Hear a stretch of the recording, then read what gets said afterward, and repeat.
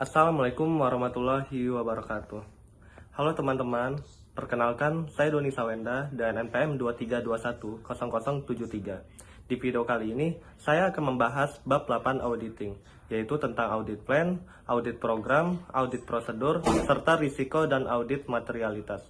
Materi ini penting karena menjelaskan bagaimana auditor merencanakan audit sampai menilai risiko dan kesalahan dalam laporan keuangan. Yuk langsung kita mulai. Yang pertama kita bahas audit plan atau perencanaan pemeriksaan. Audit plan adalah tahap awal dalam proses audit, di mana auditor menyusun strategi audit secara keseluruhan dan rencana audit yang akan dijalankan. Perencanaan audit ini penting banget, karena dengan perencanaan yang baik, auditor bisa fokus pada area yang paling penting dan beresiko, serta menghindari kesalahan selama proses audit. Dalam menyusun audit plan, auditor harus mempertimbangkan banyak hal seperti bisnis dan industri klien, kebijakan dan metode akuntansi yang digunakan, risiko pengendalian, tingkat materialitas, serta jenis laporan audit yang akan diterbitkan. Agar perencanaan audit bisa dilakukan dengan baik, auditor harus memahami bisnis klien secara menyeluruh, mulai dari struktur organisasi, sistem akuntansi, sampai proses operasional perusahaan. Selain itu, auditor juga wajib melakukan supervisi, terutama jika audit dibantu oleh asisten. Setelah audit plan selesai, sebelum pemeriksaan lapangan dimulai, auditor menyusun audit program.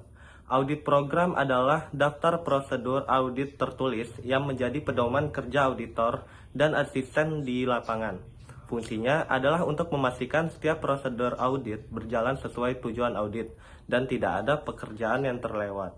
Audit program yang baik biasanya berisi tujuan pemeriksaan, prosedur audit yang akan dilakukan, serta kesimpulan pemeriksaan.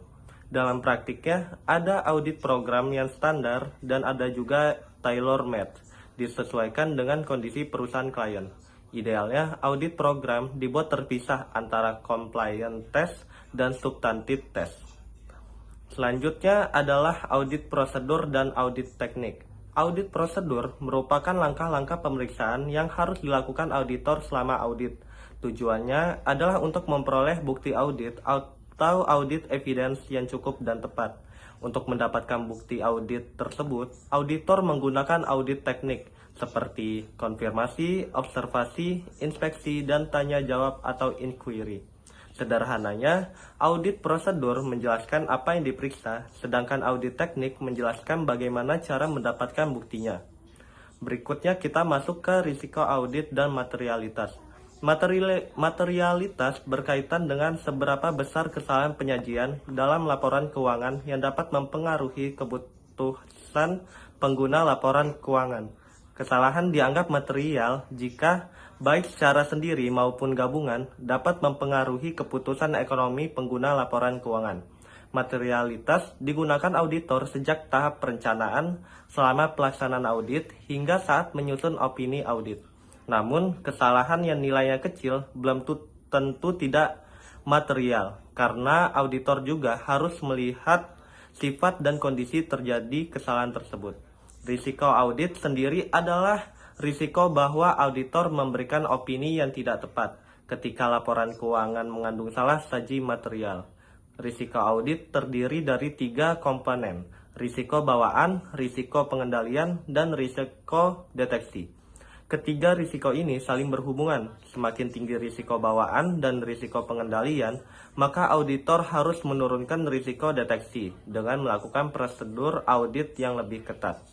Jadi, bisa disimpulkan bahwa audit plan, audit program, audit prosedur, serta risiko audit dan materialitas merupakan satu kesatuan yang tidak bisa dipisahkan dalam proses audit.